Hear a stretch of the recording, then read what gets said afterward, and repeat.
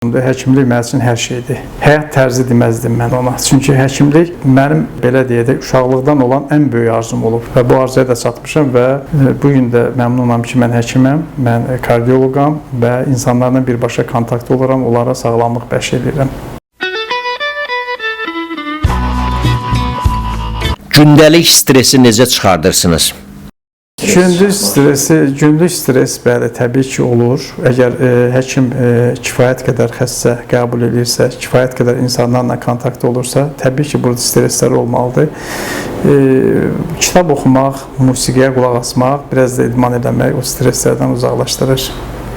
Cəmiyyət uğura alqış tutur, amma uğursuzluqları qınayır. Həkimlərə qarşı bu münasibəti dəyişmək üçün biz, yəni sıravi insanlar, həkim olmayanlar ilk olaraq nədən başlaya bilərik? Bizim düzdür, bu jurnalistlərə aiddir.